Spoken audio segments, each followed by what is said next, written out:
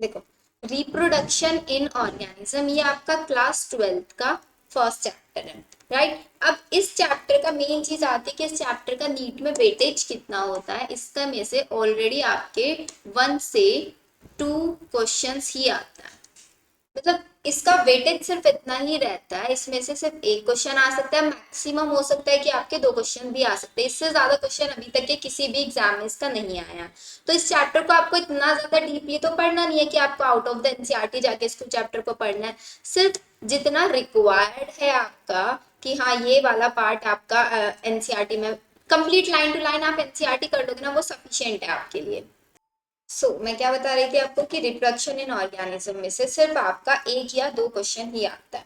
अब reproduction in organism में सबसे पहली चीज कि रिप्रोडक्शन आपका एसेंशियल प्रोसेस क्यों है, रिप्रोडक्शन की रिक्वायरमेंट क्यों होती है।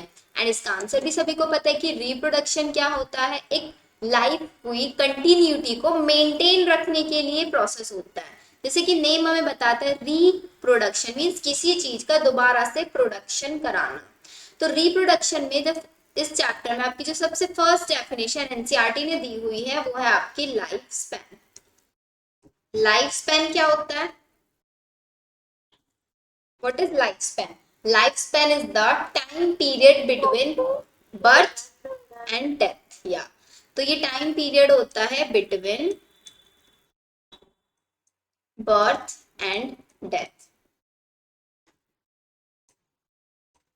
एंड लाइफ स्पैन हर एक इंडिविजुअल का या फिर हर एक स्पीसीज का, हर एक ऑर्गेनिज्म का डिफरेंट होता है। ये जरूरी नहीं है किसी एक इंडिविजुअल का लाइफ स्पैन 60 ईयर्स है तो दूसरे इंडिविजुअल का भी 60 ईयर होगा।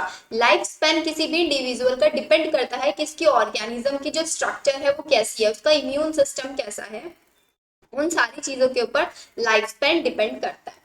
अभी लाइफ स्पैन आपका पता चल गया कि पीरियड होता है between birth and death. Life span के अंदर टोटल आपकी 5 फेजेस आती हैं। कौन कौन सी फेजेस होती हैं इसके अंदर? Juvenile, yes, first one phase होती है आपकी जुवेनाइल फेज। अच्छा, जुवेनाइल फेज को हम एनिमल्स के लिए यूज करते हैं या फिर प्लांट्स के लिए? टर्म जो हम यूज करते हैं एनिमल्स के लिए या प्लांट्स के लिए?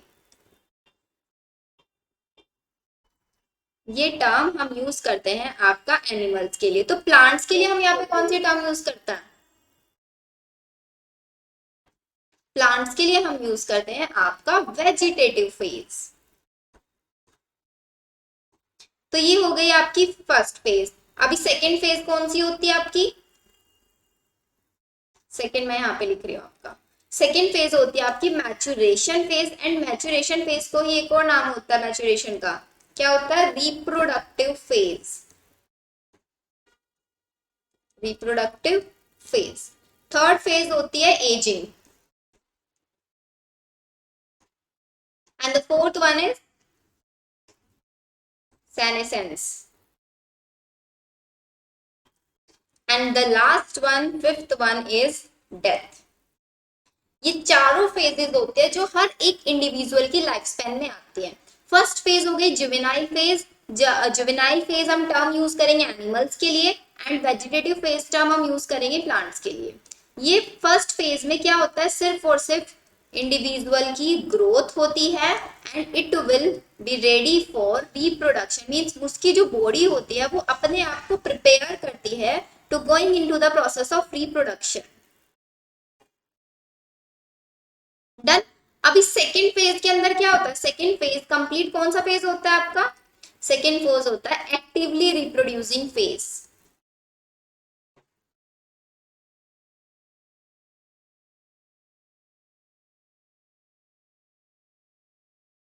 And third phase ageing. Ageing का मतलब होता है डेट्रोएशन ऑफ बॉडी ऑर्गन। जो बॉडी ऑर्गन है उनका डेट्रोएशन होना स्टार्ट हो जाता है, उनका एजिंग होना स्टार्ट हो जाता है। तो ये लिखो, third phase deterioration of body organs. Fourth one phase में क्या होता है? फोर्थ वन फेज वो फेज होती है जिसके अंदर इंडिविजुअल की जो रिप्रोडक्टिव एबिलिटी है वो फिनिश हो जाती है, means it is not able to reproduce.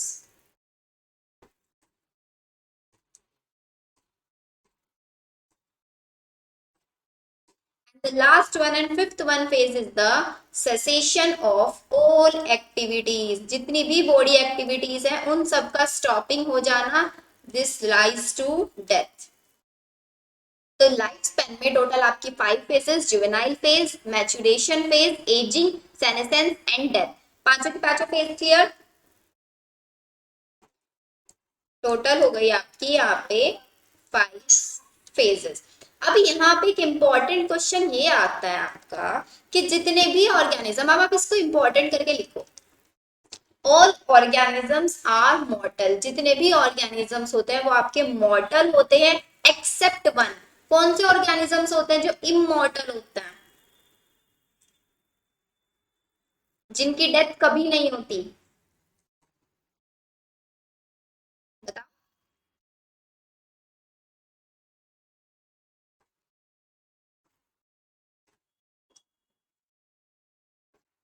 Unicellular होता है नहीं होता है? रीजन पता है इसका?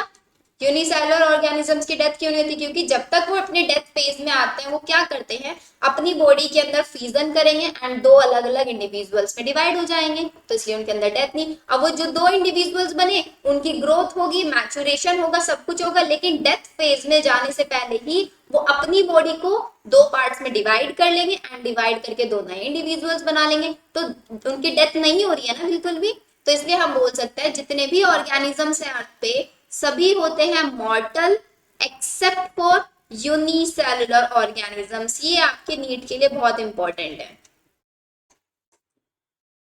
यहां से आपका क्वेश्चन आने के बहुत चांसेस रहते हैं. आगे समझ में? All organisms are mortal except for unicellular organism. अब नेक्स्ट एक और चीज, दो टर्म्स आते हैं लाइफ स्पेन के लिए. एक होता है आपका एवरेज लाइफ स्पेन,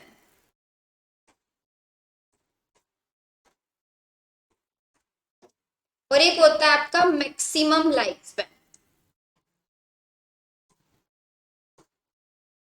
जब भी हम टर्म यूज कर रहे हैं एवरेज लाइफ स्पेन, तो एवरेज हम किसका निकालते हैं? जब बहुत सारी पॉपुलेशंस होती है, बहुत सारे इंडिविजुअल्स एक कॉमन एरिया में रह रहे होते हैं, उसी को तो हम क्या बोलते हैं? पॉपुलेशन.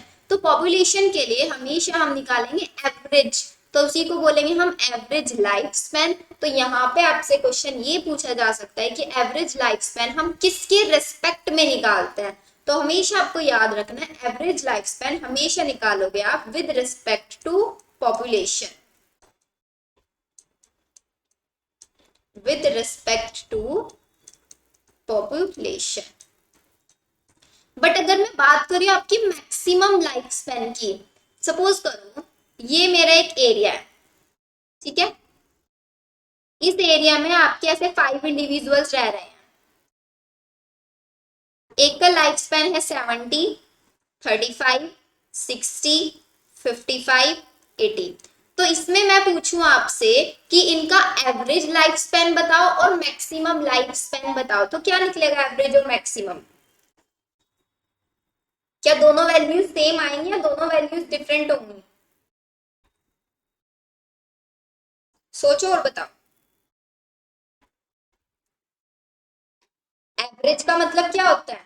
सबका सम करो, डिवाइडेड बाय टोटल नंबर कर दो, जैसे मीन निकालते हैं, वो तो एवरेज होगा. और अगर मैं बात कर रही हूँ मैक्सिमम की, तो इस एरिया के अंदर मैक्सिमम लाइफ स्पैन किसकी है?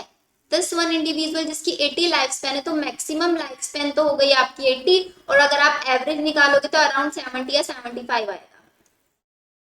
तो दोनों लाइफ स्पैन डिफरेंट अलग अलग हो गई या नहीं हो गई? तो यहाँ पे भी आपसे नीट में क्वेश्चन पूछा जा सकता है एवरेज लाइफ स्पैन, जो कि हमेशा एक पॉपुलेशन के रिस्पेक्ट में निकलेगी, और मैक्सिमम लाइफ स्पैन सिर्फ एक सिंगल इंडिविजुअल की निकलेगी, सिर्फ एक सिंगल इंडिविजुअल की हम निकालेंगे मैक्सिमम लाइफ स्पैन. हो गया? या फिर हम इसको बोल सकते हैं it is a feature of species. ये एक सिंगल स्पीसीज का फीचर है, फीचर ऑफ स्पीसीज. एंड ये फीचर है किसका? आपका पॉपुलेशन का. पॉपुलेशन में वो सारे ऑर्गेनिजम्स आते हैं जो आपस में इंटरब्रीड करते हैं with in a same common area. Done ये टॉपिक पे? अब इसके बाद आता है आपका रिप्रोडक्शन, यहां से स्टार्ट होगा। अभी reproduction can be of two type, everyone knows the first one is sexual reproduction and एक होता है asexual reproduction। अब इन दोनों मेथड्स को हम समझेंगे in the form of A table. First one sexual and second one asexual. चलो एक टेबल बनाओ, यहाँ पे मैं लिखूंगी सारे पैरामीटर्स, मींस किस पैरामीटर्स के बेसिस पे इनको हम डिफरेंशिएट कर रहे हैं। फर्स्ट वन लिखेंगे हम आपका सेक्सुअल एंड देन एसेक्सुअल।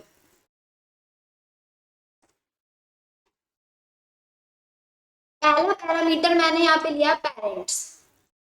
बताओ सेक्सुअल रिप्रोडक्शन में पेरेंट्स कितने इन्वॉल्व होते हैं? सेक्सुअल में होता है बाई पेरेंटल और एसेक्सुअल में यूनिपेरेंटल, राइट। सेकेंड में गैमीट का फॉर्मेशन किसके अंदर होता है? गैमीट फॉर्मेशन यस, एंड यहाँ पे नो। थर्ड वन बताओ वेरिएशन।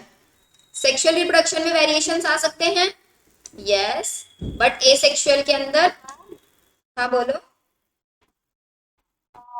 एसेक्सुअल रिप्रोडक्शन में एक्सेप्शन भी है ना, गैमीट्स फॉर्म होते बट फर्टिलाइजेशन नहीं होती।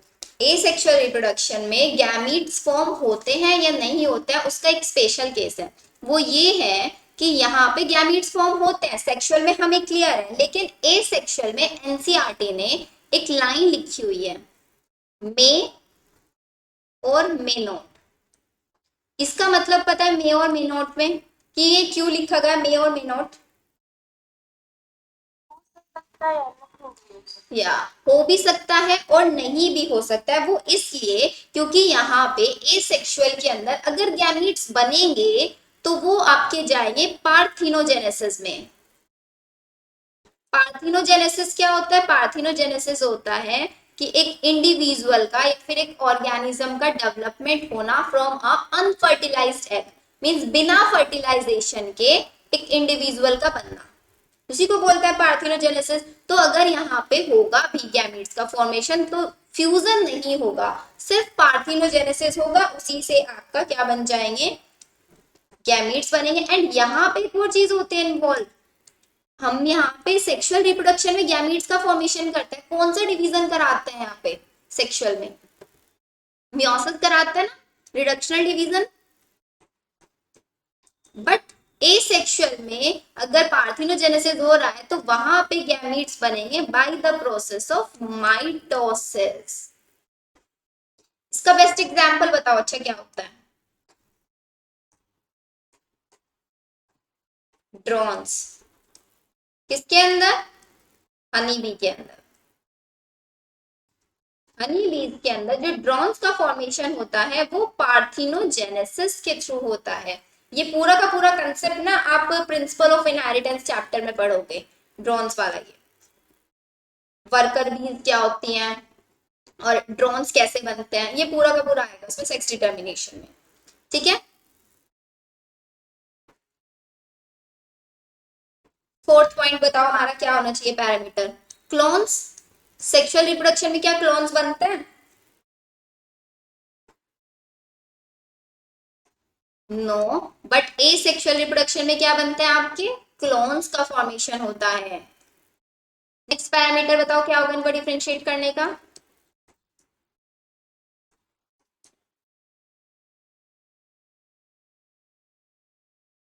फिफ्थ पैरामीटर स्पीड की बात करें तो सेक्सुअल रिप्रोडक्शन की स्पीड ज्यादा होगी फिर एसेक्सुअल रिप्रोडक्शन की?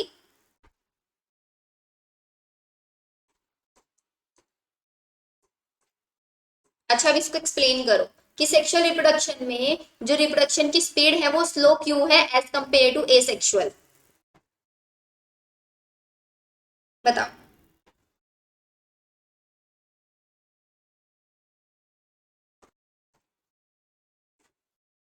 मेरी वॉइस आ रही है ना?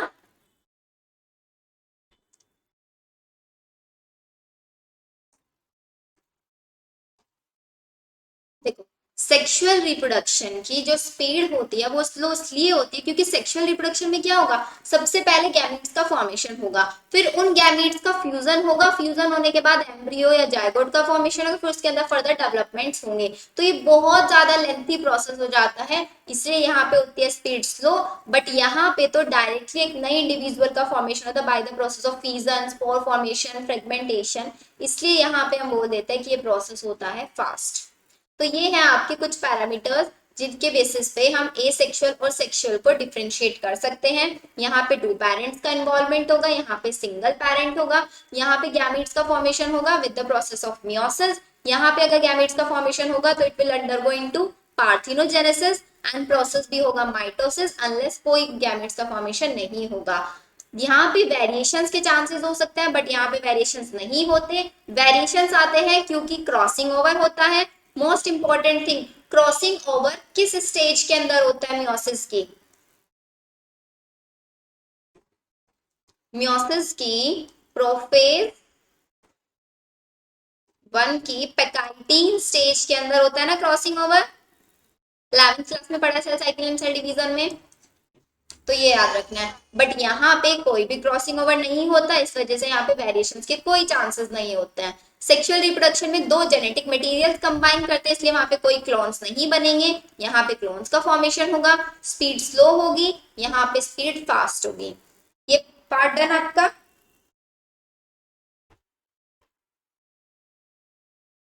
बताओ। Yes. चलो अब हम स्टार्ट करेंगे एसेक्सुअल रिप्रोडक्शन से। चलो अब स्टार्ट करो types of asexual reproduction.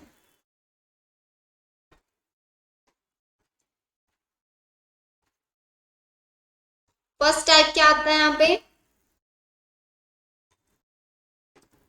Asexual reproduction में फर्स्ट टाइप आता है आपका fission. What is fission?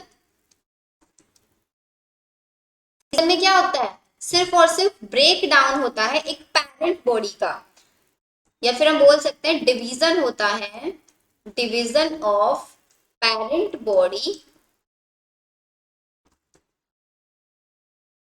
To produce daughter cells. Daughter cells का प्रोडक्शन होता है डिवीजन। अभी फीजन आपके हो सकते हैं फर्दर 4 टाइप के। कौन कौन से टाइप के होता है 4? बताओ। फर्स्ट वन होता है आपका सिंपल बाइनरी फीजन। ये भी फीजन के अंदर भी बाइनरी फीजन के डिवीजन से ही है।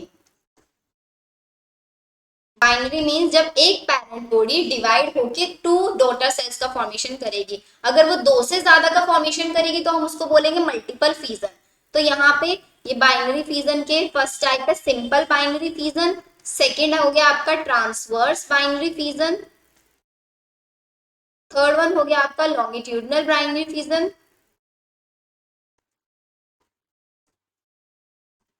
and the fourth one is your oblique binary fission. Examples बताओ। अच्छा सिंपल बाइनरी फिजन किसके अंदर हो सकता है? ये किसके स्ट्रक्चर है? अमीबा। तो अमीबा के अंदर होता है आपका सिंपल बाइनरी फिजन। इसको कहीं से भी कट करो, किसी भी एंगल से किसी भी पार्ट से इसको कट करो, इसके अंदर से आपको 2 डॉटर सेल्स का फॉर्मेशन हो सकता है। सो इसके अंदर हम क्या लिख सकते हैं? Organism can divide from any plane of body. Clear? Second देखो ट्रांसवर्स में क्या होता है। ट्रांसवर्स का एग्जांपल क्या हो सकता है? ट्रांसवर्स का एग्जांपल पैरामीशियम हो सकता है।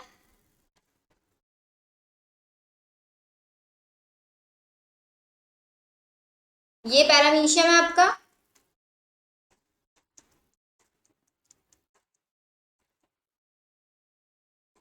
ये हमने लगा दिया यहाँ पे कट। ऊपर वाली बॉडी एक नए पैरामीशियम में डिवाइड हो जाएगी, एंड नीचे वाली बॉडी एक अलग पैरामीशियम में।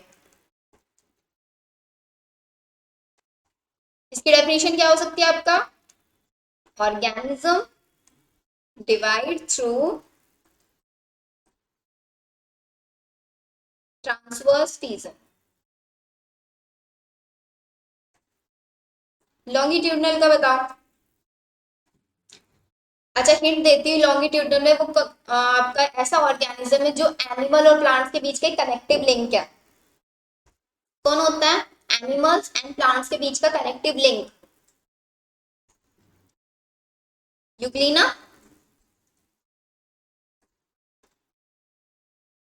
ये बना दिया मैंने यहाँ पे यूग्लिना, और इस पे लग गया ये आपका लॉन्गिट्यूडनल कट, एंड इसकी वजह से ये वाली पार्ट एक नए इंडिविजुअल में, इधर वाला पार्ट एक नए इंडिविजुअल में बन जाएगा। अब ओब्लिक का एग्जाम्पल क्या होता है? गोनेलेक्स। इसकी बॉडी कुछ इस टाइप से होती है।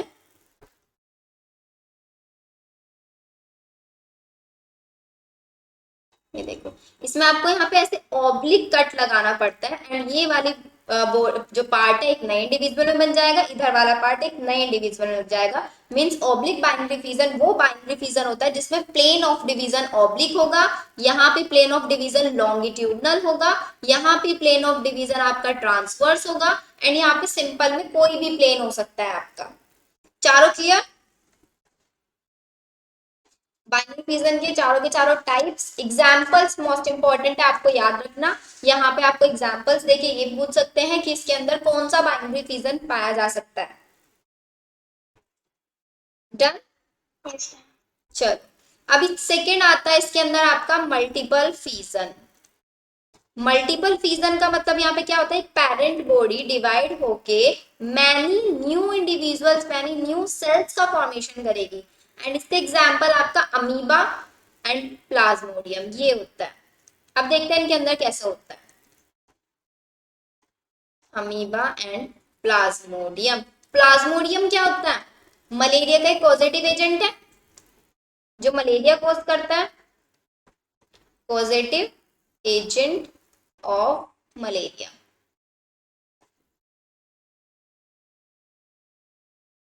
चलो देखो, सपोज करो ये है मेरे पास एक प्लाज्मोडियम, ठीक है।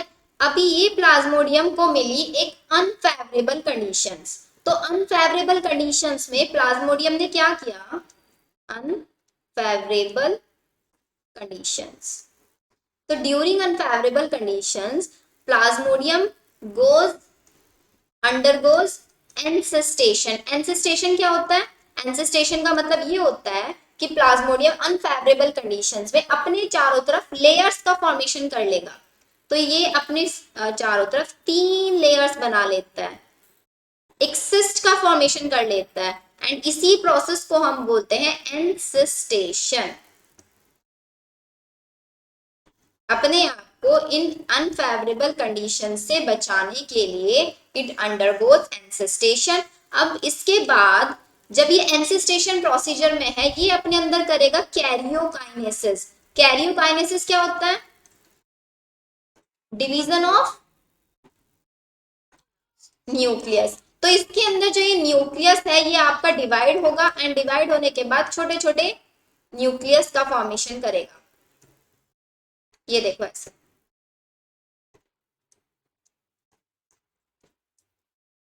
एंड ये एनसिस्टेशन एज इट इज रहेगा इसके बाहर।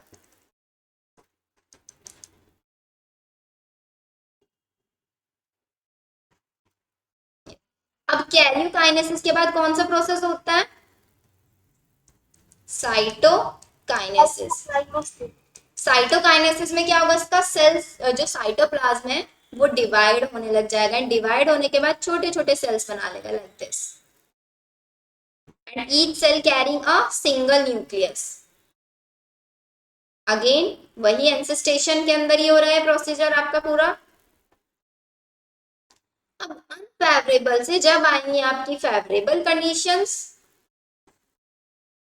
ये आ गई आपकी फेवरेबल कंडीशन, तो ये जो सिस्ट बना है चारों तरफ इसके, ये सिस्ट आपका ब्रेक हो जाएगा, एंड सारी की सारी total cells will release into the environment. इसी प्रोसेस को हम बोलते हैं स्पोरुलेशन। फेवरेबल कंडीशन में क्या हुआ, सिस्ट हो गया आपका ब्रेक। तो एक सिंगल पैरेंट से देखो कितनी सारी सेल्स आपकी बन सकती हैं, this is known as multiple fission. आगे समझ में?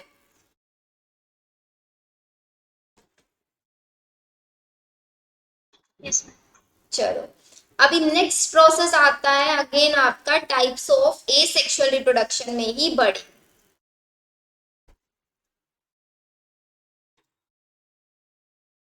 बडिंग अब आपका टू टाइप्स में हो सकता है, budding can be of two types. किस बेसिस पे, देखो फर्स्ट होता है आपका एक्सोजीनस एंड सेकंड होता है एंडोजीनस। एक्सोजीनस और एंडोजीनस में डिफरेंस क्या है?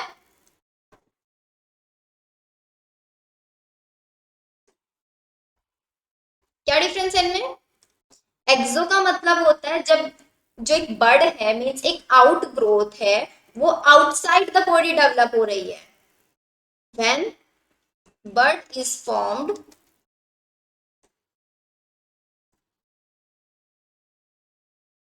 on the outer side of body, इसको बोलेंगे हम आपका एक्सोजीनस। एंड एंडोजीनस किसको बोलेंगे? When bird is formed inside the body.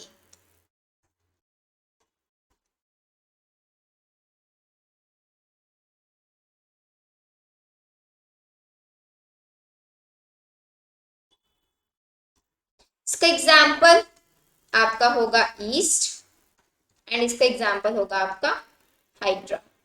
बस इतना याद रखो, इसमें आपका प्रोसेस डन। अच्छा ईस्ट एक यूकैरियोटिक है प्रोकैरियोटिक है? ईस्ट यूकैरियोटिक है या फिर प्रोकैरियोटिक है? एक second, hydra is not in, hydra is also exogenous because hydra के अंदर भी आउटर साइड में बनता है या। एंडोजीनस का एग्जाम्पल आपका हाइड्रा नहीं होता है, एंडोजीनस का एग्जाम्पल होता है स्पंज, स्पॉन्ज भी जिसको हम बोल सकते हैं या। तो ना ईस्ट की स्ट्रक्चर समथिंग लाइक दिस, ये इसका न्यूक्लियस हुआ बिकॉज ईस्ट क्या है आपका यूकैरियोटिक होता है। इसी की बॉडी के ऐसे आउटसाइड में बर्ड निकलेगी एंड इसमें न्यूक्लियस डिवीजन एंड ऐसे आपका ईस्ट में फॉर्मेशन हो जाएगा।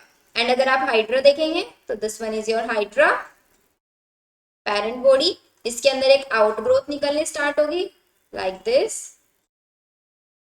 and then it will detach from the parent body and will grow as a independent body.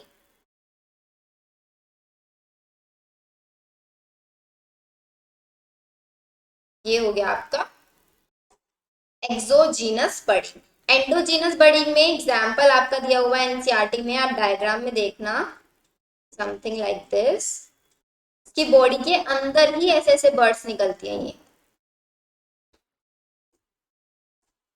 ऐसे एक स्ट्रक्चर दिया हुआ है स्पंज का एनसीईआरटी में। एंड ये जो आपकी सेल्स होती है इसके अंदर, इन सेल्स को हम बोलते हैं टोटीपोटेंट सेल्स। टोटीपोटेंट सेल्स क्या होती हैं, या फिर इनको हम एक और नाम होता है इनका stem cells. Mean they can easily give rise to a new individual sponge. ये सिर्फ एक ये सिंगल सेल ही एक नए इंडिविजुअल स्पंज का फॉर्मेशन करा सकती हैं। तो अगर ये यहाँ से टोटीपोटेंट सेल्स रिलीज होंगे into the environment then it will form a new individuals. तो इसको हम बोलेंगे आपका एंडोजीनस बर्डिंग। बिकॉज यहाँ पे जो टोटीपोटेंट सेल्स है जो एक नई आउटग्रोथ निकल रही है वो इनसाइड द बॉडी है, बॉडी के बाहर नहीं है। अगर बॉडी के बाहर होगी तो हम उसको बोलेंगे एक्सोजीनस। जैसे कि आपका देखो ईस्ट में आ रहा है, बॉडी के बाहर एक आउटग्रोथ निकल रही है, लेकिन यहाँ पे बॉडी के अंदर ही एक अलग से ग्रोथ बनने लग जाती है। एंड उनको टोटीपोटेंट सेल्स होती हैं, वो स्टेम सेल्स होती हैं, उनके पास इतनी कैपेबिलिटी होती है कि वो एक नए पूरे के पूरे इंडिविजुअल का फॉर्मेशन कर सकती है। ठीक है, आगे समझ में? चलो अभी नेक्स्ट प्रोसेस आता है आपका फ्रेगमेंटेशन।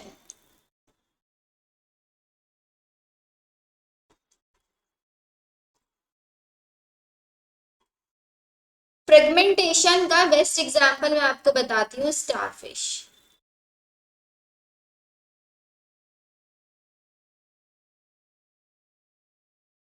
सेंटर में क्या होता है इनके पास प्रेजेंट, एक सेंट्रल डिस्क, एंड ये सेंट्रल डिस्क के पास भी कैपेबिलिटी होती है कि एक नए इंडिविजुअल का, नए सेल का फॉर्मेशन कर सकती है। तो इसी को भी हम बोलते हैं अगेन आपका टोटीपोटेंट सेल। अभी देखो फ्रेगमेंटेशन यहाँ पे इस अकॉर्डिंगली होगा। सपोज मैंने क्या किया, इसको यहाँ से कट कर दिया, तो यहाँ से कट करने के बाद ये मेरा ऐसा कुछ बना, तो ये जो टोटीपोटेंट सेल वाला पार्ट है, ये यहाँ पे इतना इसके पार्ट्स भी रह गए हैं ना, तो सिर्फ ये इतना पार्ट ही आपके सेल का एक पूरी की पूरी स्टारफिश जनरेट कर सकता है। ये देखो, इसी प्रोसेस को हम बोलते हैं फ्रेगमेंटेशन।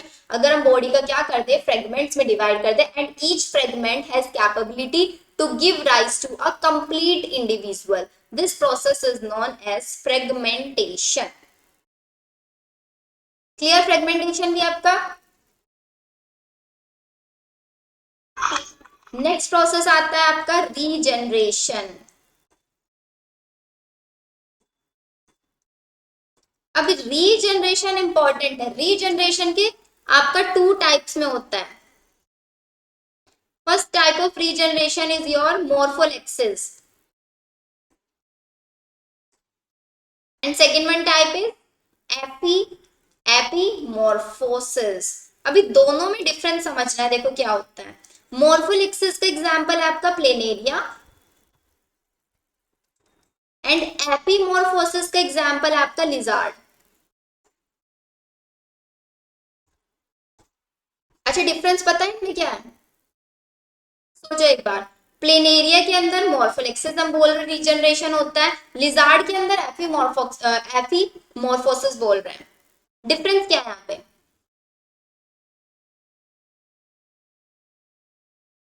सोचो, मैं इसकी डेफिनेशन बताती हूँ। देखो, मोर्फोलेक्सिस के अंदर क्या होता है, अगर हमने क्या करा, जो आपका प्लेनेरिया है, सपोज ये है आपका प्लेनेरिया, प्लेनेरिया का ये बॉडी पार्ट यहाँ से कट हो गया इतना, ये बॉडी पार्ट अलग यहाँ पे हो गया, and this one body part is here.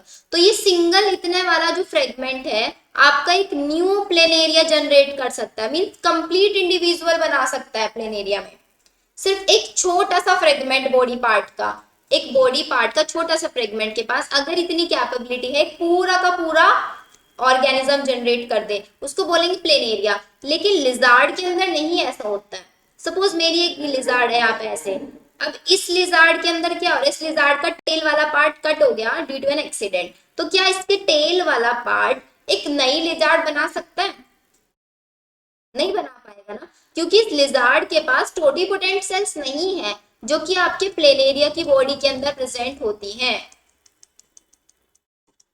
इस वजह से प्लेनेरिया का एक सिंगल फ्रेगमेंट भी पूरी इंडिविजुअल बना सकता है, जबकि लिजार्ड के अंदर ऐसा नहीं होगा। लिजार्ड के अंदर होता है एपीमॉर्फोसिस, जिसका मतलब होता है सिर्फ रिप्लेसमेंट। बिकॉज अगर ये इसका टेल वाला पार्ट यहाँ से कट हो गया तो इसकी टेल वापस से रीजनरेट हो सकती है, टेल फिर से आ जाएगी उसकी, लेकिन ये नहीं है कि जो टेल वाला फ्रेगमेंट है वो एक नई लिजार्ड में बन जाएगा। लिजार्ड के अंदर फिर से टेल आ सकती है, इसीलिए इसको बोलते हैं रीजनरेशन, वापस से रीजनरेट हो जाना। This is known as replacement of lost body part. लेकिन यहाँ पे कंडीशन जरूर होनी चाहिए, किसके अंदर, प्लेनेरिया के अंदर। जो ये आपका फ्रेगमेंट है, इस फ्रेगमेंट के पास क्या होनी चाहिए, स्टेम सेल्स होनी चाहिए। लिखो इसको, व्हेन स्मॉल पार्ट, जो स्मॉल पार्ट आपका कट हुआ है, it should have containing stem cell that can give rise to new individual।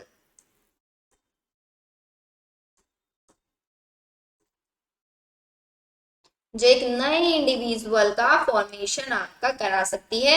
Example planaria, एपीमॉर्फोसिस का एग्जाम्पल आपका लिजार्ड। हो गया ये पार्ट? बताओ, बाकी ना बात समझ में आया?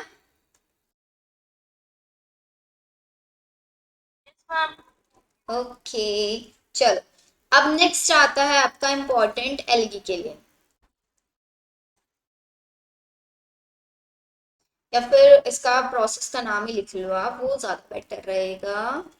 हमने फ्रेगमेंटेशन पढ़ लिया, रीजनरेशन पढ़ लिया, अब नेक्स्ट प्रोसेस आता है आपका स्पोरुलेशन। कौन सा प्रोसेस है आपका? Fifth one, sporulation. स्पोरुलेशन का मतलब होता है फॉर्मेशन ऑफ स्पोर्स, स्पोर्स का फॉर्मेशन होना। एंड ये स्पोरुलेशन सिर्फ आपका किसके अंदर पाया जाता है? एल्गी और फंजाई के अंदर।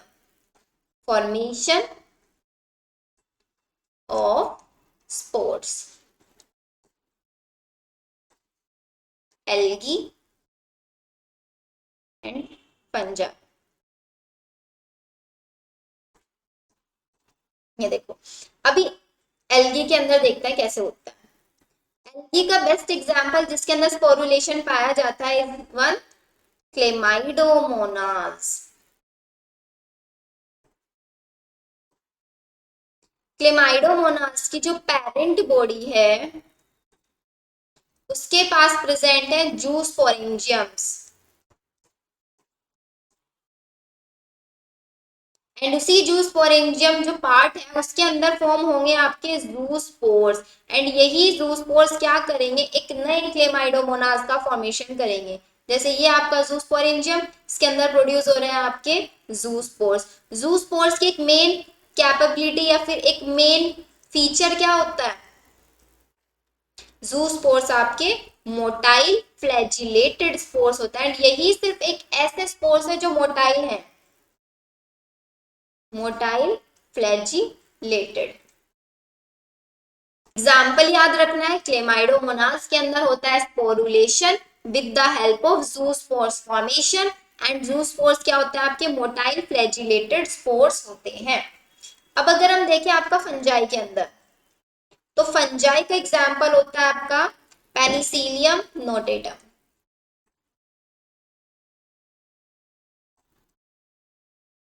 पेनिसिलियम नोटेटम की स्ट्रक्चर बना के देखते हैं। ये देखो, ये नीचे होता है आपका स्टॉक लाइक स्ट्रक्चर जिसको हम बोलते हैं कोनिडियो फोर। जैसे यहाँ पे क्या है? स्पोरेंजियम है जिसके अंदर ये पूरे जो स्ट्रक्चर है this is known as sporangium, जिसके अंदर स्पोर्स बन रहे हैं। यहाँ पे होता है आपका कोनिडियो फोर जिसके अंदर फॉर्म हो रहे हैं आपके क्या? कोनिडियाज। अच्छा, अब ये कोनिडिया मोटाइल होता है या फिर नॉन मोटाइल होता है? बताओ। दीज आर कोनिडिया जो कि हैं आपके non motile and non flagellated. हर बार नीट एग्जाम में ना ये जरूर आता है जू स्पोर्ट्स पे क्वेश्चन, बिकॉज आपने देखा है आपका जो बायोलॉजिकल क्लासिफिकेशन चैप्टर उसके अंदर भी स्पोर्ट्स हैं, हर एक के आपको अलग अलग पढ़ने हैं। और आपका मॉर्फोलॉजी वाला चैप्टर में भी आपने स्पोर्ट्स वगैरह पढ़े हैं। Plant kingdom, sorry, plant kingdom and biological classification, उसमें जू स्पोर्ट्स का बहुत इंपॉर्टेंट रोल है, तो इसलिए जू स्पोर्ट्स को बहुत अच्छे से समझना होता है। हो गया यहाँ तक? स्पोरुलेशन प्रोसेस है formation of spores algae and fungi के अंदर। एल्गी में एग्जांपल है क्लेमाइडोमोनास, फंजाई के अंदर है पेनिसिलियम नोटेटम। चलो, अब नेक्स्ट प्रोसेस आता है आपका sixth one is your vegetative propagation. Vegetative propagation, vegetative propagation क्या होता है? Vegetative propagation, formation of new plant from somatic part of plant. तो हम इसको लिख सकते हैं, somatic part of plant is used for producing new plant, this process is known as vegetative propagation. जब हम एक प्लांट का सोमेटिक पार्ट, अच्छा सोमेटिक पार्ट कौन कौन से हो सकते हैं प्लांट के?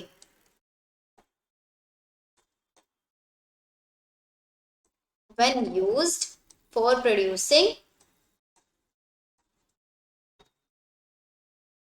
new plant, एंड याद रखना है हमेशा वेजिटेटिव प्रोपगेशन के अंदर कोई वेरिएशंस नहीं होगा,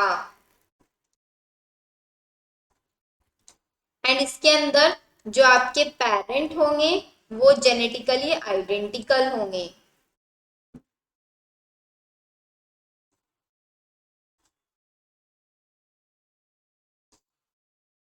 बताओ कौन कौन से पार्ट्स हम यूज करते हैं। अच्छा, वेजिटेटिव प्रोपगेशन भी आपका दो टाइप से हो सकता है, एक होता है आपका नेचुरल और एक होता है आपका आर्टिफिशियल। नेचुरल में हम कौन कौन से पार्ट्स यूज करते हैं, stem, roots and leaves. And artificial में हम कौन कौन से मेथड्स यूज करते हैं, कटिंग, लेयरिंग एंड ग्राफ्टिंग। करते हैं ये सारे मेथड्स।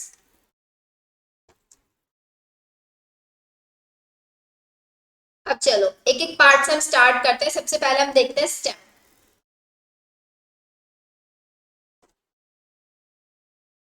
फर्स्ट देखते हैं हम आपका मॉडिफिकेशन ऑफ स्टेम। मॉडिफिकेशंस कौन कौन से हो सकता है स्टेम के अंदर, या तो स्टेम आपकी कहाँ पे हो, अंडरग्राउंड हो, या फिर आपकी वो एरियल स्टेम हो, या फिर आपकी वो सब एरियल हो। तीन यही तो टाइप की हो सकती है ना आपकी स्टेम्स। कौन कौन सी, the first one is your underground stem. जो स्टेम आपकी इनसाइड द अर्थ है, इनसाइड द ग्राउंड है, उसको बोलेंगे अंडरग्राउंड स्टेम। अंडरग्राउंड स्टेम तीन टाइप की हो सकती है, उसको याद रखने का एग्जाम्पल, उफ, रानी, तेरी बेटी। UFF, उफ से याद रखोगे कि अंडरग्राउंड का है। R for rhizome, T for tuber and आपका B फॉर बल्ब। देखो राइजोम का फॉर्मेशन किसके अंदर होता है, एग्जाम्पल जिंजर एंड बनाना। सिर्फ एग्जाम्पल आपको यहाँ से याद रखना है, बिकॉज आपको पता है सिर्फ इस चैप्टर में से एक या दो क्वेश्चन आपके आते हैं। एंड राइजोम का एक इंपॉर्टेंट पार्ट होता है आपका, क्या करता है ये, स्टोर करता है आपके फूड को। Done. Second one, T for tuber. Tuber का फॉर्मेशन किसके अंदर होता है आपका, पोटैटो के अंदर होता है। And tubers are the eye bird like structure, छोटी छोटी आई बर्ड्स का फॉर्मेशन होता है पोटैटो के अंदर। एंड इन्हीं आई बर्ड्स को हम क्या बोल सकते हैं, इमेच्योर बर्ड्स। इन्हीं को हम बोलते हैं आपका इमेच्योर बर्ड। थर्ड वन पे क्या आता है आपका, बल्ब्स। बल्ब्स का एग्जाम्पल किसके अंदर पाया जाता है, अनियन एंड आपका garlic. Bulbs are your fleshy stem. Okay, underground stem में तीन पार्ट्स आपको याद रखने हैं, rhizome, tuber and bulb. Rhizome में जिंजर, बनाना, और ट्यूबर में पोटैटो, एंड बल्ब में अनियन एंड गार्लिक। हो गया यार तीनों।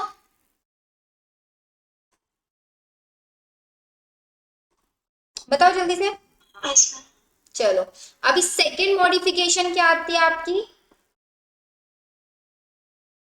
Sub aerial stem.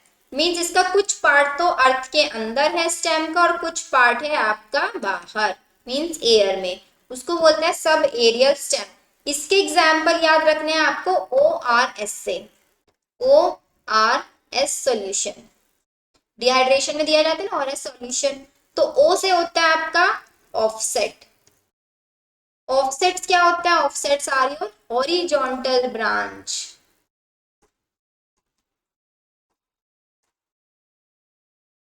which give rise to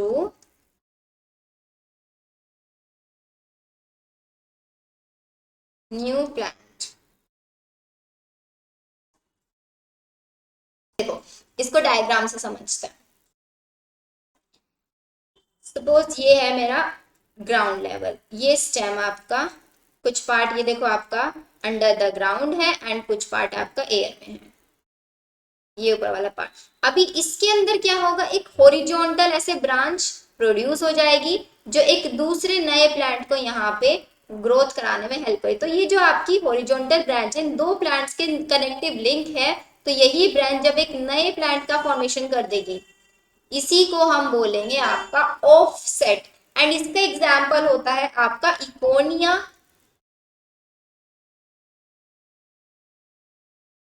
and एक और एग्जाम्पल होता है आपका क्या, वाटर लेट्यूस, जिसको हम बोलते हैं पिस्टिया। अच्छा, इकोनिया के एक और नाम क्या होता है, वाटर हाइसेंथ का नाम सुना है?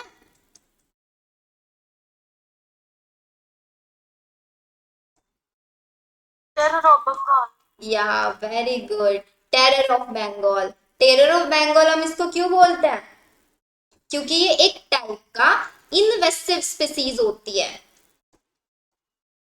इन्वेसिव स्पीसीज ये आपकी एक टाइप की होती है जो क्या करती है, जिस भी एक्वेटिक बॉडी के अंदर ये ग्रो करेगी उसके अंदर से सारी की सारी ऑक्सीजन को ड्रेन कर लेगी। ये क्या करती है, drain oxygen from water, water से सारी ऑक्सीजन को ड्रेन कर लेंगे। अब उस वाटर बॉडी को, पॉन्ड हो, लेक हो, कुछ भी हो, जितने भी उसके अंदर एक्वेटिक ऑर्गेनिज्म, वो सब के सब क्या हो जाएंगे, मर जाएंगे आपके। एंड आपको पता है ये वाला, इसकी वजह से इसी को हम क्या बोलते हैं, टेरर ऑफ बंगाल, बिकॉज ये बंगाल के अंदर सबसे ज्यादा देखा गया था। एक टाइम पे क्या हुआ था, बंगाल के अंदर जितनी भी वाटर बॉडीज थी उसके अंदर वाटर हाइसिंथ ही पाया जा रहा था, क्योंकि ये रिप्रोड्यूस बहुत जल्दी हो रहा है। इसके अंदर ये हॉरिजॉन्टल ब्रांचेस बनते, एक नया प्लांट बन जाता है, हॉरिजॉन्टल ब्रांच बनती है, एक नया प्लांट बन जाता है, जिसकी वजह से इसकी स्प्रेडिंग पावर बहुत ज्यादा बढ़ गई थी। एंड स्प्रेडिंग पावर बढ़ेगी, इसको ऑक्सीजन चाहिएगा, उस वाटर बॉडी के अंदर से सारा का सारा ऑक्सीजन ये ड्रेन करेगा, जितने भी एक्वेटिक ऑर्गेनिज्म उनकी डेथ हो जाएगी, बिकॉज उनको ऑक्सीजन कहाँ से मिलेगा फिर, वो भी तो डिजॉल्व फॉर्म ऑक्सीजन ही यूज करता है ना। समझ में?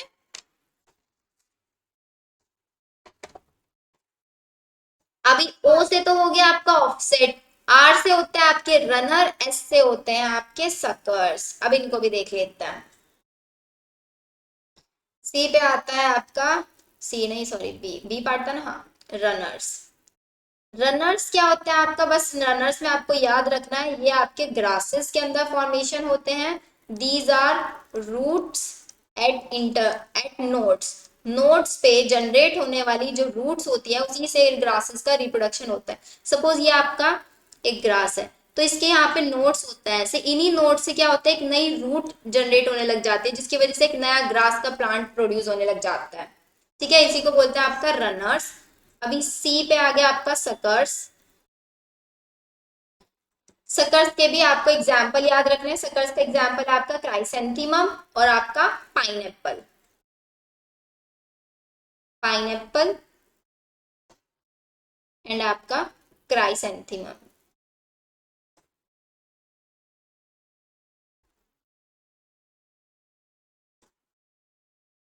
चलो इतना डन हमारा, तो हमने आपका सब एरियल स्टेम्स पढ़ लिया है, अंडरग्राउंड स्टेम्स पढ़ लिया है। अब इसके बाद जो थर्ड मॉडिफिकेशन है स्टेम का, वो है आपका एरियल स्टेम। अभी एरियल स्टेम के अंदर रिप्रोडक्शन होता है किसकी हेल्प से, जैसे कि एग्जाम्पल है आपका शुगर केन। शुगर केन में जो नोड्स प्रेजेंट होते हैं, इन्हीं नोड्स से क्या होता है, एक नए प्लांट का जनरेट होता है। यही नोड्स क्या करते हैं, nodes to generate new plant, यही न्यू प्लांट का फॉर्मेशन कर देंगे। एन एग्जाम्पल होगा इसका शुगर केन। एक नेक्स्ट आता है आपका बल्बिल्स, बिकॉज हम पढ़ रहे थे ना, वो रानी, टी फॉर ट्यूबर, बेटी, बी फॉर बल्बिल, उसका पार्ट है ये। तो बल्बिल्स क्या होता है, बल्बिल्स होती है आपकी फ्लैशी बर्ड्स। इसका भी आपको एग्जाम्पल याद रखना है, एगेव, लिली एंड ऑक्सैलिस। तो यहाँ पे आपका फिनिश होता है क्या, स्टेम वाला पार्ट पूरा। ठीक है, फिर इसके बाद आता है एग्जाम्पल आपका लीव्स का, कि लीव्स के अंदर अगर रिप्रोडक्शन हो रहा है तो इसका सिर्फ एक एग्जाम्पल आपको याद रखना होता है यहाँ पे, ब्रायोफाइलम। ब्रायोफाइलम के अंदर एडवेंटिशियस लीफ बर्ड्स निकल जाती हैं, जैसे कि ये आपकी एक लीफ है, इसमें ही छोटी छोटी ऐसे एडवेंटिशियस बर्ड्स जनरेट होने लग जाती है, इन्हीं को हम बोलते हैं लीफ बर्ड्स, एंड इन्हीं लीफ बर्ड से एक न्यू प्लांट जनरेट हो सकता है। ये पार्ट आपका फिर डन। बताओ समझ में आया? देखो अब स्टार्ट कर रहे हैं हम आपका आर्टिफिशियल वेजिटेटिव प्रोपगेशन।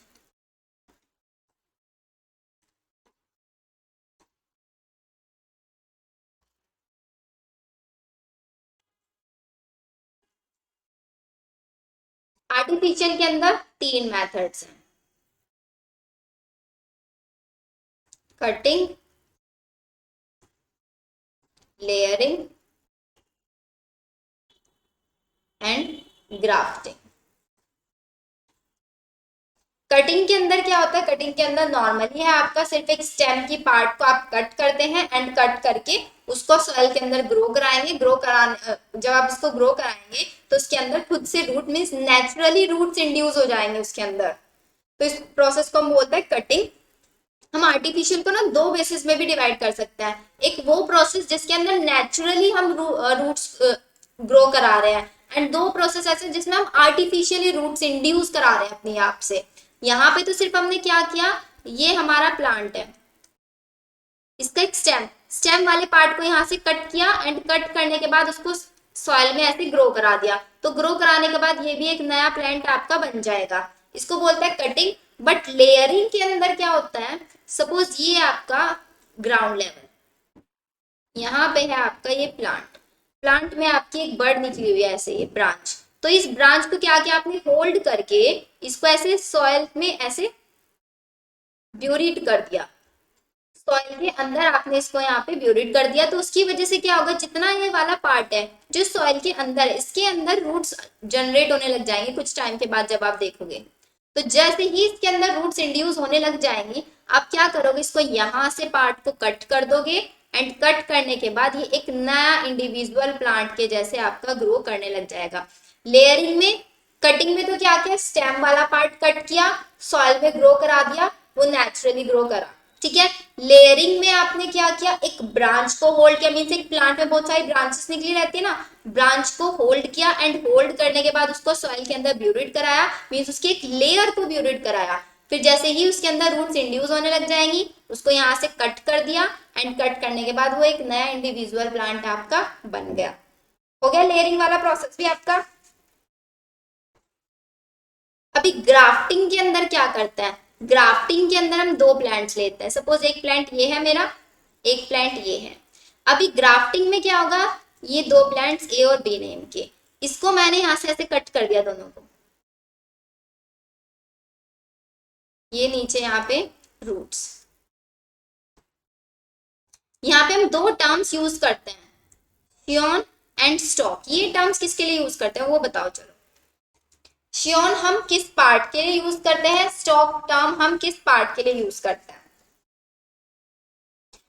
आपने इसको यहाँ से कट किया तो एक पार्ट तो ऊपर वाला पार्ट हो गया, एक पार्ट नीचे वाला। दोनों में डिफरेंस क्या है, ऊपर वाले पार्ट में कोई रूट्स नहीं है लेकिन नीचे वाले पार्ट में रूट्स हैं। तो जिस पार्ट के अंदर आपकी रूट्स बच जाएंगी उसको तो हम बोलेंगे स्टॉक, एंड जिस पार्ट के अंदर आपकी रूट्स नहीं है उसको बोलेंगे श्योन।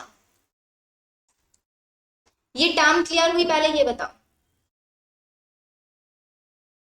yes, तो आप क्या करोगे, ऊपर वाले का इधर भी सेम चीज किया आपने, इधर भी इसको कट कर दिया, तो इसके स्टॉक वाले पार्ट के साथ इसका शियोन वाला पार्ट लेके आओगे एंड इसके ऊपर लगा दोगे, एंड इसका शियोन वाला पार्ट ले जाओगे बी वाले के पास, उसके ऊपर चिपका दोगे एंड उसको किसी पेपर से, पॉलिथीन से या किसी भी चीज से बाइंड कर दोगे। एंड बाइंड करने के बाद आप 3-4 या फिर विद इन अ वीक आप देखोगे तो उसके अंदर रूट्स जनरेट होने लग जाएंगी। तो इस पार्ट को बोलते हैं ग्राफ्टिंग। मींस आपने एक प्लांट के अंदर दो प्लांट्स लिए, उनके अलग अलग पार्ट्स को कट किया एंड कट करके उनको एक्सचेंज करा दिया उनके पार्ट्स को। This process is known as grafting. बताओ आया समझ में ग्राफ्टिंग क्या होता है? yes, एग्जाम्पल्स बताओ। अच्छा चलो पहले कटिंग के एग्जाम्पल बताओ। पहला एग्जाम्पल तो हमें पता है रोज प्लांट होता है। Second example sugar cane, next grapes, layering के एग्जांपल्स बताओ।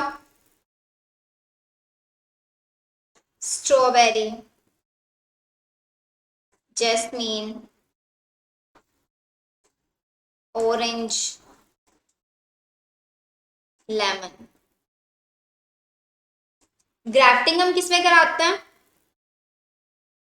मैंगो प्लांट के अंदर। चलो नोट करो इन सबको।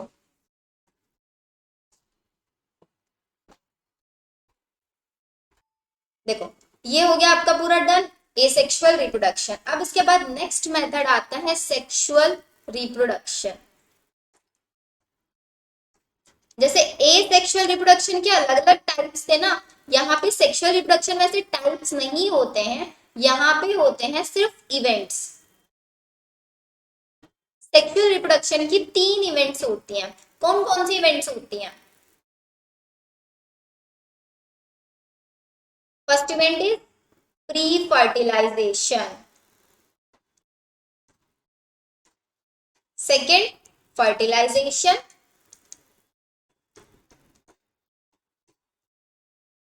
and the third one is post fertilization.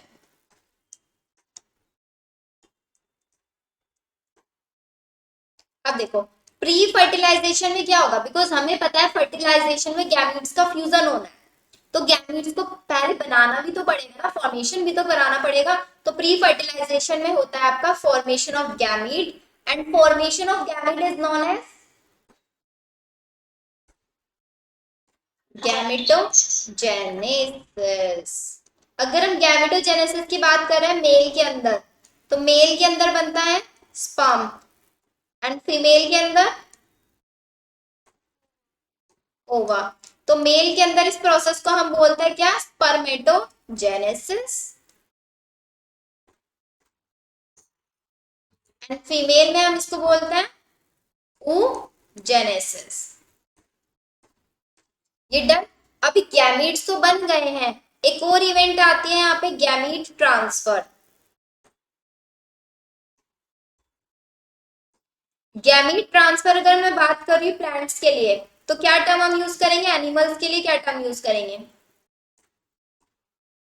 Plants में होता है आपका pollination, means transfer of pollen grain from anther to stigma, and animals के अंदर होता है insemination, transfer of sperm into the female reproductive tract. Spelling गलत हो गई।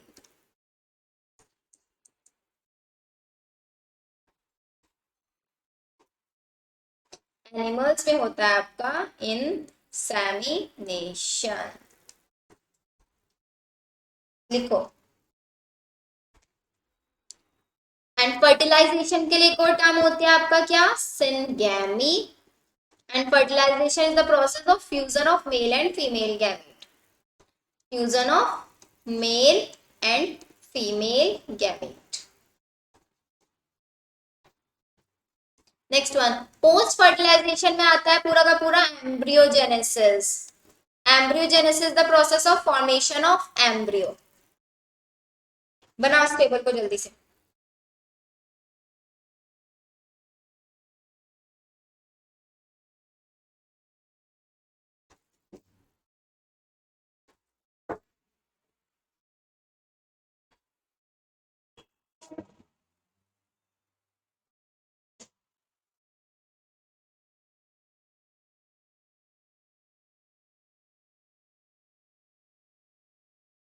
ठीक है, चलो अब इसके बाद कुछ जनरल टर्म्स हैं आपकी। फर्स्ट टर्म है आपके यहाँ पे यूनिसेक्सुअल या फिर डायोशियस। सेकेंड टर्म आती है बाइसेक्सुअल या फिर मोनोइशियस। अभी दोनों में डिफरेंस क्या है? यूनिसेक्सुअल का मतलब होता है कि एक बॉडी के अंदर सिर्फ एक ही जेंडर प्रेजेंट होगा, single gender in a body. Humans क्या होते हैं? यूनिसेक्सुअल या बाइसेक्सुअल? bisexual, या and bisexual means two gender in same body, same body के अंदर जब दो जेंडर प्रेजेंट होता है, male and female will be in same body, तो बोलते हैं हम आपका बाइसेक्सुअल या फिर मोनोइशियस टर्म हम यूज करता है। फिर इसके बाद आता है जो आपका मैंने फर्टिलाइजेशन बताया था, second event. Fertilization can be also of two types, two types का फर्टिलाइजेशन हो सकता है। कौन कौन सा? इंटरनल फर्टिलाइजेशन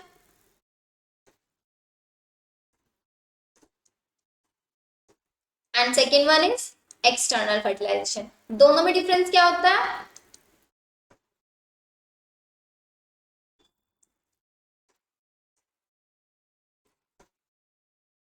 इंटरनल के अंदर जो गैमेट्स का फ्यूजन होता है वो कहाँ पे होता है? Inside the female body.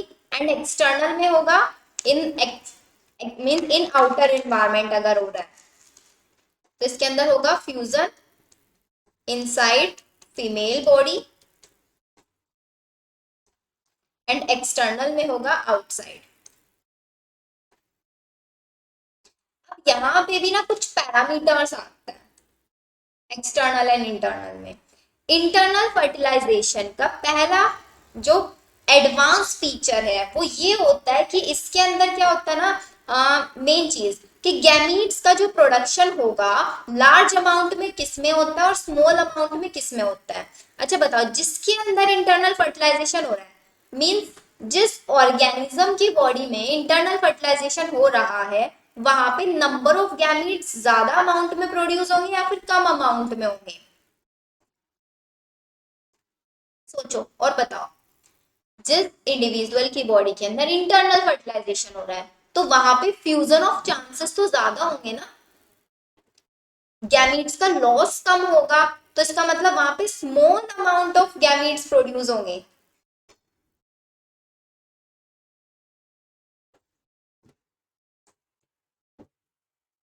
And external में क्या होगा? Large amount of gametes produce होंगे।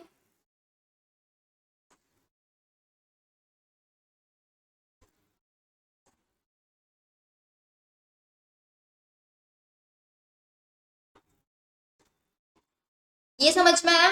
सेकेंड एडवांस फीचर इंटरनल में ये होता है कि यहाँ पे जो मदर होती है वो एग को प्रोटेक्ट करके रखती है। Mother protect the egg. But यहाँ पे जो एग डेवलप हो रहा है मतलब जो फर्टिलाइज्ड एग है, मदर तो बिकॉज वो इनसाइड द बॉडी है तो उसको प्रोटेक्ट करके रख रहे हैं, लेकिन एक्सटर्नल में तो क्या होगा, एक्सटर्नल एनवायरमेंट में प्रेजेंट है तो वहां पे जो फर्टिलाइज्ड एग है वो होता है डेंजर में। आया समझ में? अब एग्जांपल्स बताओ इसके। इंटरनल फर्टिलाइजेशन के एग्जांपल्स क्या क्या हो सकता है?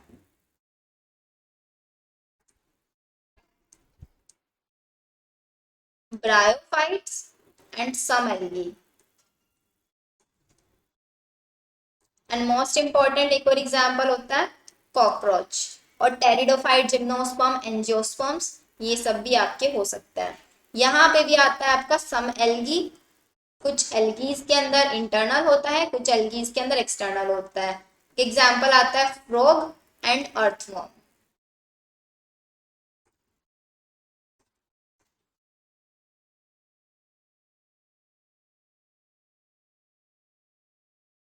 एंड जिसके अंदर इंटरनल फर्टिलाइजेशन होगा ना, हमेशा याद रखना उसके जो गैमीट्स होंगे एनाइसोगैमस होंगे। ये अभी समझाती हूँ एनाइसोगैमस, आइसोगैमस, ये सब क्या होता है।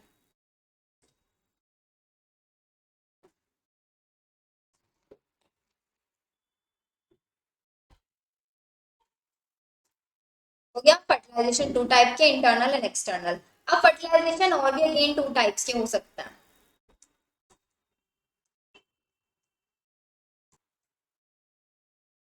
कौन सा? एक होता है क्रॉस फर्टिलाइजेशन एंड एक होगा आपका सेल्फ फर्टिलाइजेशन। अब क्रॉस और सेल्फ में क्या होगा? क्रॉस के अंदर तो क्या होगा, ova and sperm comes from two different body, comes from two different body।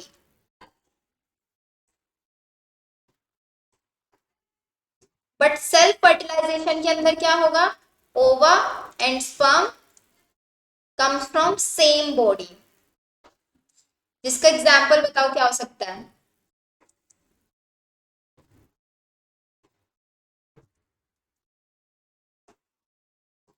Example Taenia solium,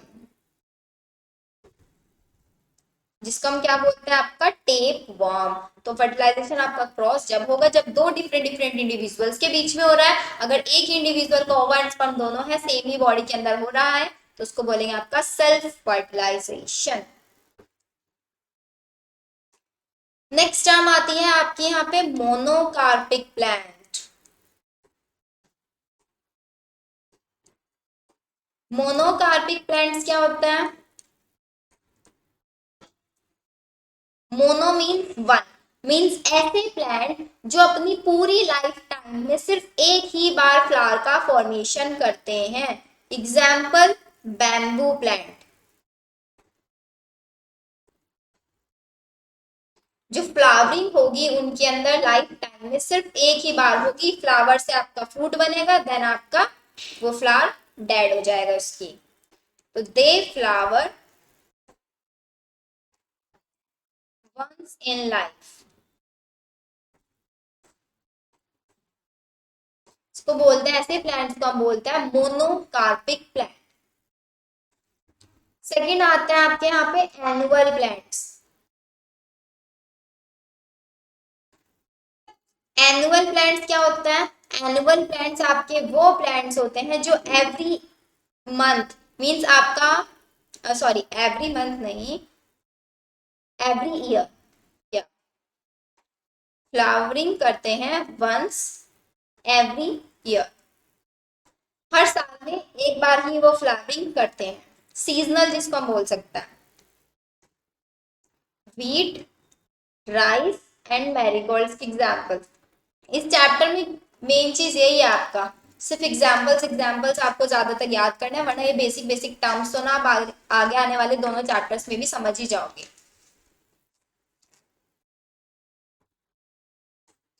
annual के बाद आता है आपका बाइनियल प्लांट्स।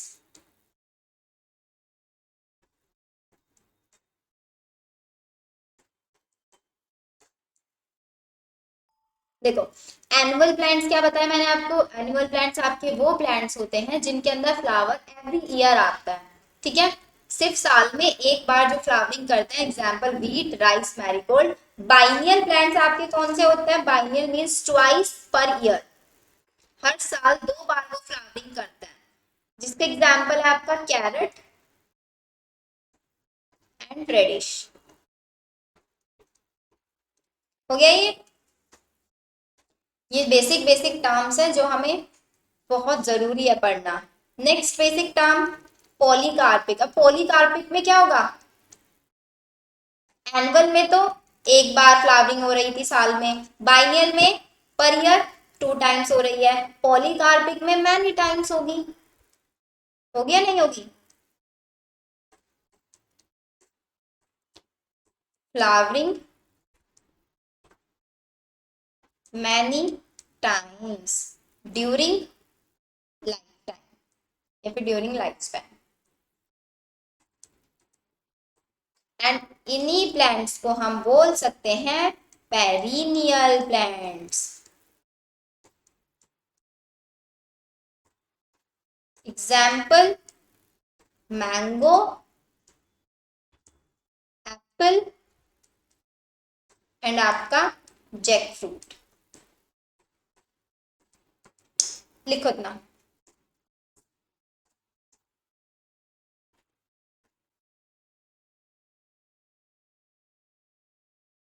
तो हमने आपके कितने टाइप्स पढ़ लिए हैं, देखो सबसे पहले हमने आपका क्या पढ़ा था, सेक्सुअल रिप्रोडक्शन से स्टार्ट किया, pre fertilization, fertilization, post fertilization. Pre fertilization में मैंने बताया आपका क्या होगा, गैमेटोजेनेसिस होगा, गैमेट्स का फॉर्मेशन, मेल में होगा स्पर्मेटोजेनेसिस, फीमेल में होगा oogenesis। अब गैमेट का फॉर्मेशन हो गया, गैमेट का ट्रांसफर होगा, अगर प्लांट्स में होगा उसको बोलेंगे pollination, means transfer of pollen grain from anther to the stigma. Animals में होगा insemination, transfer of sperm into the female reproductive tract. Fertilization syngamy, fusion of male and female gamete. Post fertilization में होगा embryogenesis, means formation of embryo.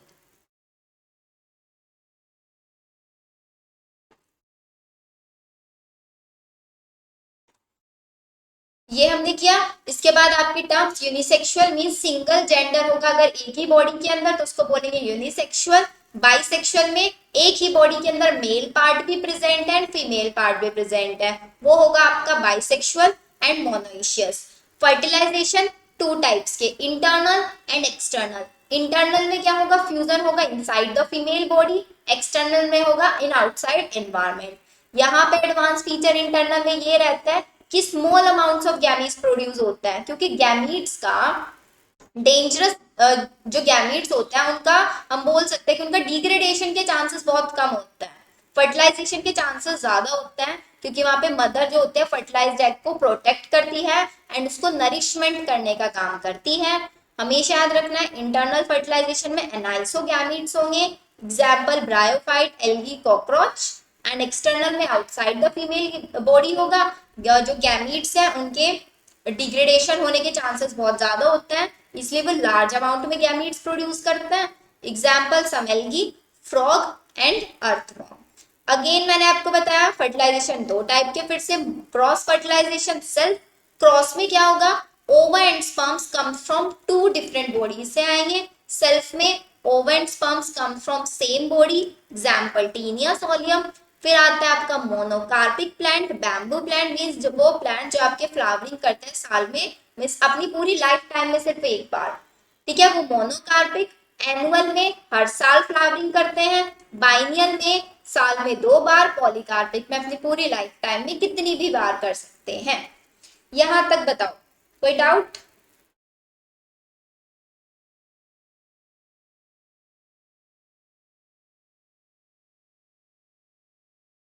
हो गया? Yes ma'am. चलो अब आते हैं हम ये गैमीट्स वाला टर्म जो यूज कर रहे हैं। एक होता है आपके आइसोगैमस, आइसोगैमस को ही हम बोल सकते हैं होमोगैमस। एंड एक टर्म एनाइसोगैमस जो कि इंटरनल फर्टिलाइजेशन में पाई जाती है,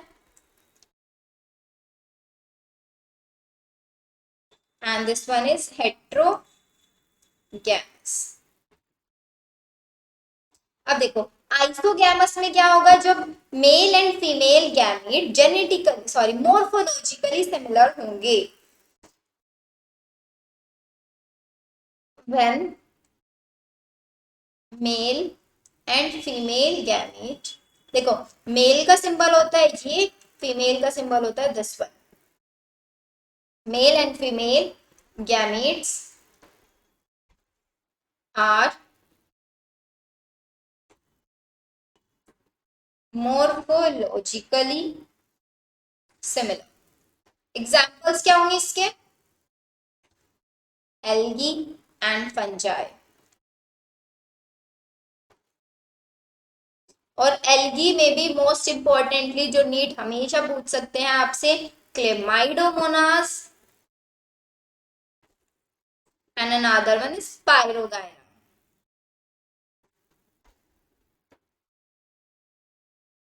ये हो गया। अब एनाइसोगैमिट्स में क्या होगा, जब मेल एंड फीमेल गैमेट्स आपके मोर्फोलॉजिकली डिस्टिंक्ट होंगे। When male and female gametes are morphologically distinct.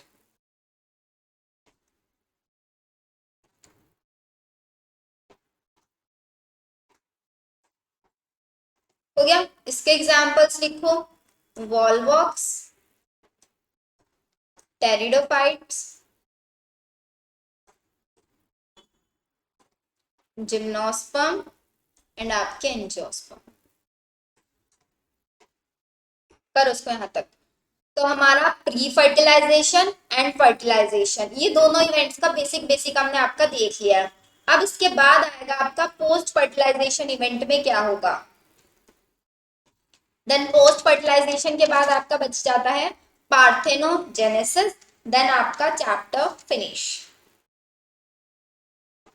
फिर हम आपका स्टार्ट करेंगे sexual reproduction in flowering plants, but उससे पहले हम इसके चैप्टर के जितने भी प्रीवियस ईयर क्वेश्चंस आए हैं वो सॉल्व करेंगे।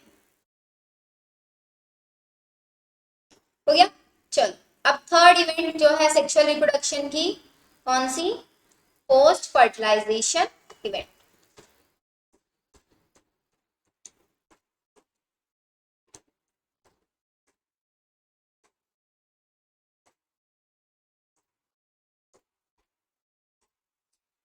पोस्ट फर्टिलाइजेशन में अगर मैं बात कर रही हूँ प्लांट्स की,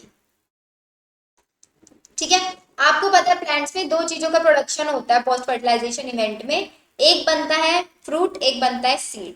अब ये किस किस से बनते हैं? अगर मैं बात कर रही हूँ फ्रूट की, तो फ्रूट पार्ट बनता है ओवरी से, एंड सीड का फॉर्मेशन होता है ओव्यूल से। ये पार्ट आपका कंप्लीटली क्लियर हो जाएगा नेक्स्ट चैप्टर में, कैसे ओव्यूल से बनता है सीड, ओवरी से बनता है फ्रूट। अभी फ्रूट के ऊपर होते हैं पेरिकार्प, जो ओवरी के ऊपर प्रेजेंट होता है ना इंटेग्यूमेंट, उससे बनता है, एंड जो ओवरी का इंटेग्यूमेंट होता है वो बनाता है पेरिकार्प, एंड जो ओव्यूल्स का इंटेग्यूमेंट होता है, इंटेग्यूमेंट मींस इसके जो आउटर साइड में प्रोटेक्टिव लेयर्स प्रेजेंट थी, वो बनाता है सीड का सीड कोट। ये याद रखना, देखो फ्रूट बनता है ओवरी से, एंड ओवरी का जो इंटेग्यूमेंट पार्ट है वो बनाता है पेरिकार्प। सीड बनता है ओव्यूल से, ओव्यूल के ऊपर जो इंटेग्यूमेंट है वो बनता है आपका सीड कोट से। डन। अब देखो एनिमल्स के बारे में। एनिमल्स में भी आपको पता है embryogenesis means formation of embryo. तो यहाँ पे आपके होते हैं थ्री टाइप के एनिमल्स। कौन कौन से? Oviparous, viviparous and ovoviviparous. तीन टाइप के होते हैं। अब फर्स्ट टाइप है ओवीपैरस। ओवीपैरस क्या होता है? Any idea? ओवीपैरस एनिमल्स।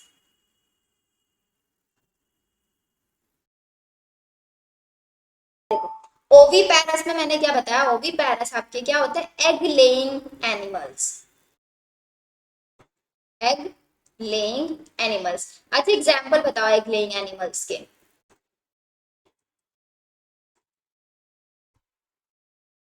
कौन कौन से होता है ना, पर एग्जांपल बताओ।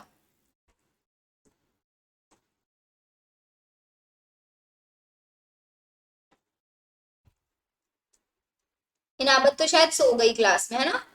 Fishes, amphibians, reptiles and avians. अब फिशेस और एम्फीबियंस और रेप्टाइल्स एंड एवियंस, चारों टाइप के ऐसे, चारों ऐसे एनिमल्स जो एग ले करता है, लेकिन इन दोनों के एग्स में एक डिफरेंस होता है। क्या डिफरेंस होता है? तो अच्छा ये देखो, फिशेस और एम्फीबियंस है आपके एक्वेटिक, होता है एक्वेटिक, और रेप्टाइल्स और एवियंस क्या होता है आपके टेरेस्ट्रियल। पहला डिफरेंस इन एनिमल्स में तो यही है ना कि आपके एक्वेटिक एंड टेरेस्ट्रियल है। अब इसका मतलब ये हुआ कि फिशेस और एम्फीबियंस के जो एग है वो भी वाटर के अंदर ही प्रेजेंट होंगे, होंगे नहीं होंगे? और टेरेस्ट्रियल के जो एग्स होंगे वो लैंड पे प्रेजेंट होंगे। तो फिशेस और एम्फीबियंस के एग्स को हम बोलते हैं नॉन क्लिडोइक एग्स।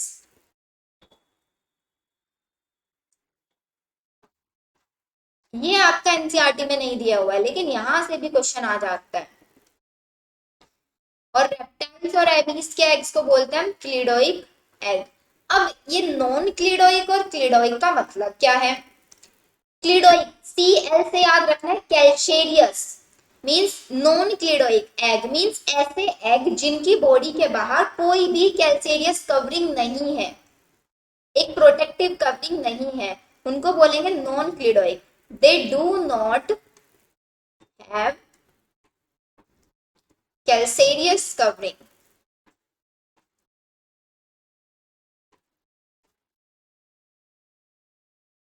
लेकिन जो क्लिडोइक एग्स हैं इनके पास होती है एक हार्ड कैल्शियस कवरिंग।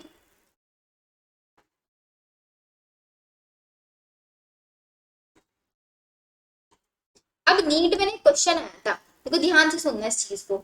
नीट में क्वेश्चन आपका ये आया था कि जो क्लिडोइक एग्स हैं, इनके बाहर कैल्शियस एग की रिक्वायरमेंट क्या है, क्यों प्रेजेंट होते हैं इनके बाहर कैल्शियस कवरिंग?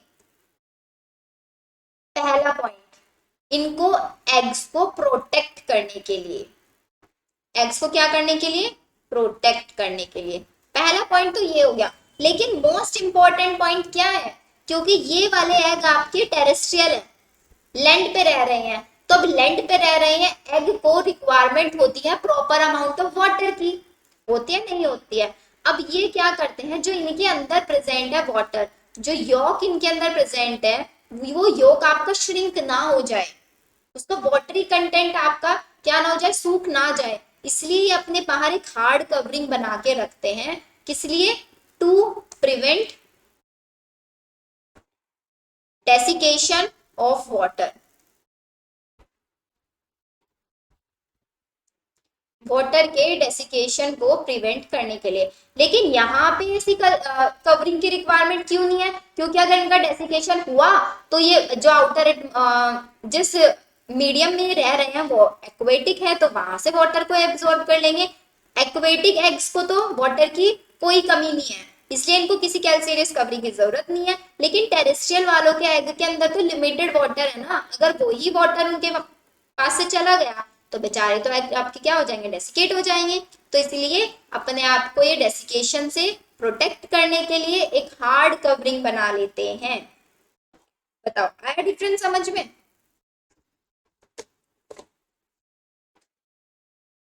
तो ये हुआ आपका एनिमल्स में first part oviparous. Second part क्या आता है आपका, वीवीपेरस।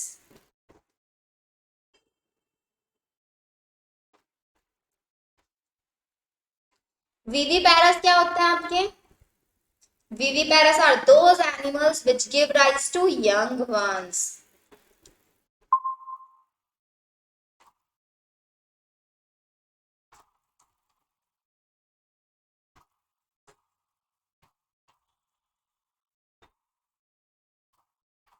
ये एग्जाम्पल, ह्यूमंस एंड कंगारू।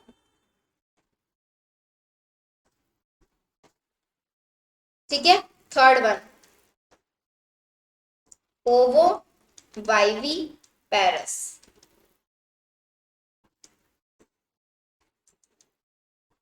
इनके अंदर क्या होता है, जो फर्टिलाइज्ड एग होता है वो बॉडी के अंदर ही हैच हो जाता है, एंड जब तक बॉडी से बाहर नहीं आता, जब तक वो कंप्लीटली क्या ना हो जाए, मैच्योर ना हो जाए, तब तक वो बॉडी से बाहर नहीं आता। ऐसे इंडिविजुअल्स को बोलते हैं ओवो वाइवी पैरस। fertilized egg hatch inside the body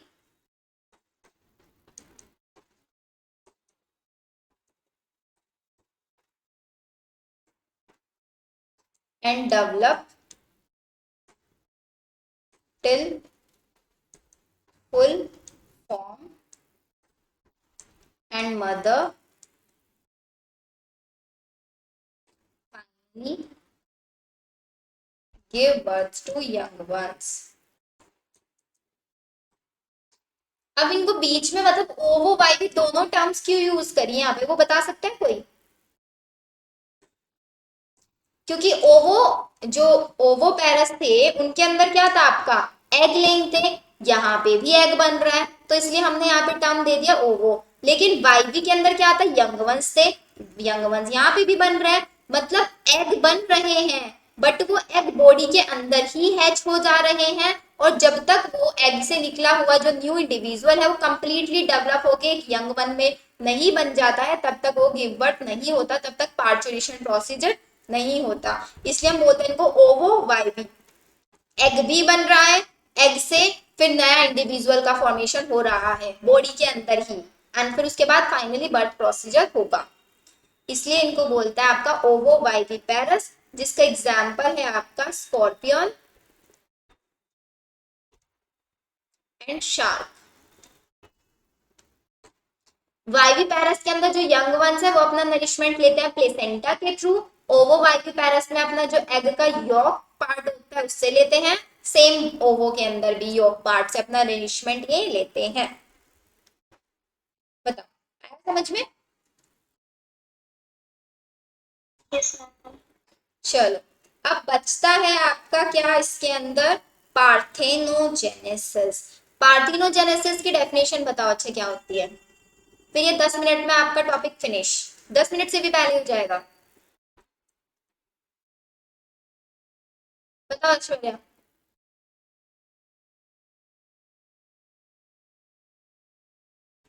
parthenogenesis the process of formation of organism without fertilization. अच्छा, नॉर्मली क्या होता है, ये एग है, ये स्पर्म है, इन दोनों के बीच में होगा फ्यूजन, तब न्यू इंडिविजुअल बनेगा, बनेगा। लेकिन पार्थेनोजेनेसिस में क्या है, ये गैमीट मींस ओवा पार्ट, यहाँ पे कोई सेकंड गैमीट मींस कोई स्पर्म या फिर कोई भी पॉलन ग्रेन नहीं है, नो फ्यूजन, और एक डायरेक्टली न्यू इंडिविजुअल बन रहा है। मींस एक गैमीट बिना फर्टिलाइजेशन के ही नए ऑर्गेनिज्म का फॉर्मेशन कर रहा है। Formation of organism without fertilization, उसको बोलते हैं हम पार्थिनोजेनेसिस। अब पार्थिनोजेनेसिस में से एक इंपॉर्टेंट चीज क्या पूछी जाती है वो देखो।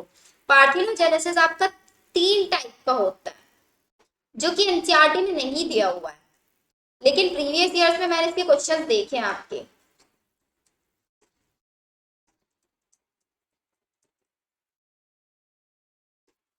इसको नोट करना। पहला पार्ट होता है इसका ओब्लिगेटरी पार्थिनोजेनेसिस, सेकेंड पार्ट आता है आपका पार्शियल पार्थिनोजेनेसिस, थर्ड आता है आपका पीडोजेनेटिक पार्थिनोजेनेसिस। अब तीनों में डिफरेंस क्या है पार्थिनोजेनेसिस ही, फॉर्मेशन हो रहा है एक ऑर्गेनिज्म का विदाउट फर्टिलाइजेशन, ऑब्लिगेटरी, ओ से ऑब्लिगेटरी, एंड इसको हम बोल सकते हैं कंप्लीट पार्थिनोजेनेसिस। मींस इसके अंदर जो ऑर्गेनिज्म होगा उसके पास सिर्फ एक ही चांस है कि वो सिर्फ और सिर्फ पार्थिनोजेनेसिस से ही होगा, एक ही ऑप्शन है मतलब उसके पास। तो ऑर्गेनिज्म सिर्फ और सिर्फ रिप्रोड्यूस करेगा ओनली थ्रू पार्थिनोजेनेसिस, सिर्फ और सिर्फ पार्थिनोजेनेसिस से ही ये आपका रिप्रोड्यूस करेगा। लेकिन पार्शियल के अंदर क्या होता है, इसको इनकम्प्लीट भी बोल सकते हैं, इसको हम इनकम्प्लीट भी बोल सकते हैं। मींस इसके अंदर पार्थिनोजेनेसिस हो सकता है, लेकिन अगर पार्थिनोजेनेसिस नहीं है तो सेक्सुअल रिप्रोडक्शन भी ये इंडिविजुअल्स कर लेते हैं। Example honey bee. आप देखोगे हनी बी की कुछ स्पीसीज तो ऐसी होती है जैसे कि ड्रोन्स, जो करते हैं पार्थिनोजेनेसिस, और जैसे कि आपका बनती है यहाँ पे क्वीन, ये करते हैं सेक्सुअल रिप्रोडक्शन। तो इनके अंदर क्या हो रहा है, पार्थिनोजेनेसिस भी हो सकता है और आपका सेक्सुअल रिप्रोडक्शन भी हो सकता है। तो partial parthenogenesis is that type of parthenogenesis in which mode of reproduction includes both partheno भी और sexual भी। ड्रोन्स बनेंगे पार्थिनोजेनेसिस के थ्रू, मींस एक अनफर्टिलाइज्ड एग से ड्रोन्स बन रहे हैं, मींस मेल पार्ट बन रहा है अनफर्टिलाइज्ड एग से, और यहाँ पे क्वींस बनती है फर्टिलाइज से। अब ये अनफर्टिलाइज से बनेंगे तो ये आपके हैप्लॉइड होंगे, और क्वीन होती है डिप्लॉइड क्योंकि फ्यूजन के थ्रू बनती है।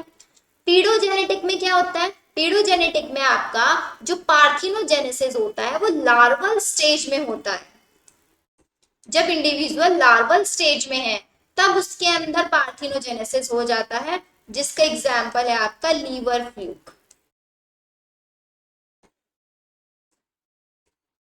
पहला सिर्फ और सिर्फ पार्थिनोजेनेसिस होगा, सेकंड पार्थिनोजेनेसिस भी हो सकता है, सेक्सुअल रिप्रोडक्शन भी हो सकता है, थर्ड कैटेगरी पार्थिनोजेनेसिस होगा लेकिन लार्वल स्टेज के अंदर होगा।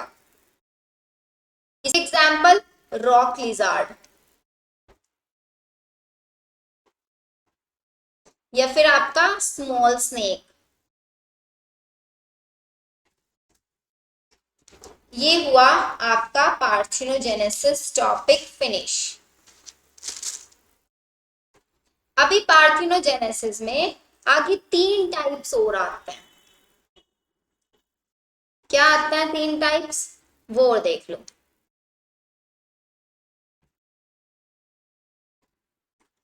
फर्स्ट टाइप होता है इसका आपका अरहेनोटॉकी। सेकेंड टाइप होता है थैलीटॉकी। थर्ड टाइप होता है इसका एम्फीटॉकी। अब ये टोकी और ये टर्म्स क्या है आखिरकार आपके एनसीईआरटी में आप सोच रहे होंगे हमने तो नहीं पढ़ा, लेकिन ये पढ़ना जरूरी है।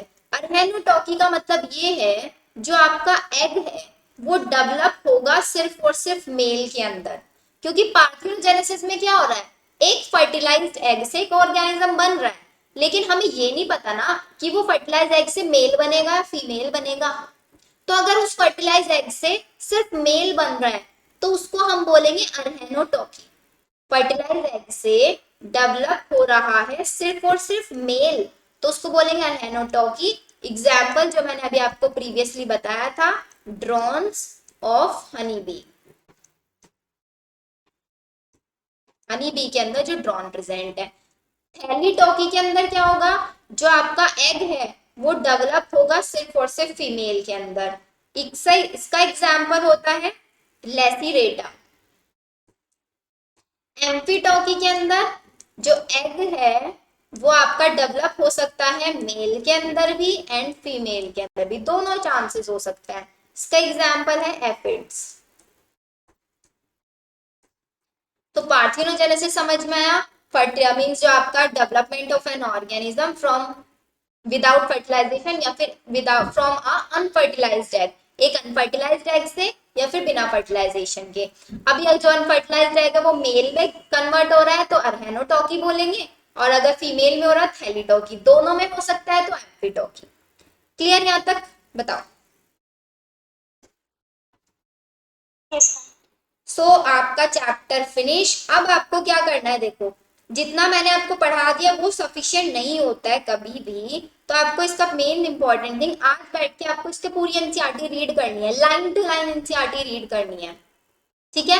फिर उसके बाद कल की क्लास में ना हम इसके सारे प्रीवियस ईयर क्वेश्चन सॉल्व करेंगे। देन हम आपका sexual reproduction in flowering plant करेंगे, फिर उसकी एनसीईआरटी आप रीड करोगे, फिर हम उसके क्वेश्चंस प्रैक्टिस करेंगे, ठीक है।